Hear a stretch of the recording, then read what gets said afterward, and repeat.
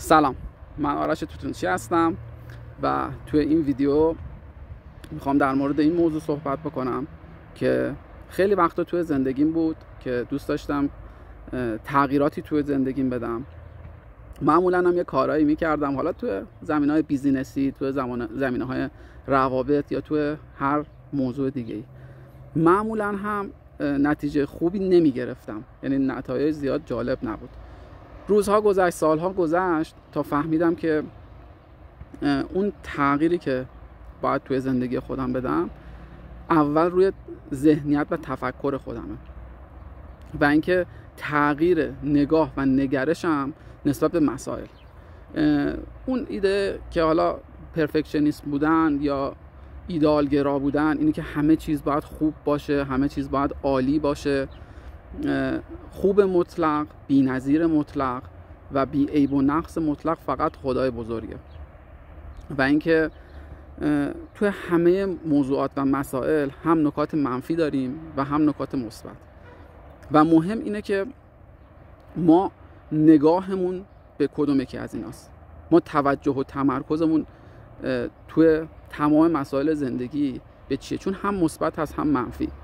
در تمام مکاتب، یعنی تمام مکاتب رو که شما جستجو بکنید این موضوع رو قبول دارن که نگاهمون و توجه و تمرکزمون روی هر مسئله‌ای که باشه اون موضوع رو گسترش میدیم. حالا اگر ما نگاهمون رو روی مسائل مثبت متمرکز بکنیم، آدم‌ها و موقعیت‌هایی رو به زندگیمون دعوت می‌کنیم که مثبت هستن. حالا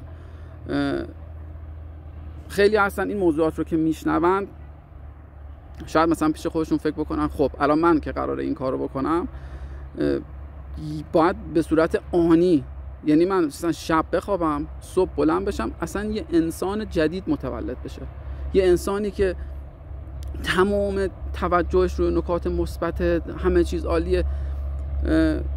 خب نه، این تغییر باید به صورت تدریجی اتفاق بیفته، آرام و آهسته و در مرور زمان. و انقدر ما این چیز رو باید تکرار بکنیم و تمرین بکنیم که آروم آروم جزئی از شخصیتمون بشه. و بهترین چیز برای شروع به نظر من شکرگزاریه. اینی که برای تمام اون چیزهایی که داریم شکرگزاری بکنیم. حالا شاید خیلی چیزا برامون عادی شده باشه، ولی برای شکرگزاری کردن اصلا نیازی نیست دنبال یه چیز خارق‌العاده بگردیم، نمیدونم ماشین فلان، خونه فلان اتفاق. نه، برای تمام چیزهایی که داریم شکرگزاری بکنیم و آروم آروم حس و حال خودمون رو خوب بکنیم و توی تمام مسائلی که توی زندگیمون هست این رو به یاد بیاریم که باید ما توجهمون و تمرکزمون روی نکات مثبتمون باشه. و آرزو میکنم که به همه خواسته هامون برسیم و همیشه سلامت باشید. در پناه خدا.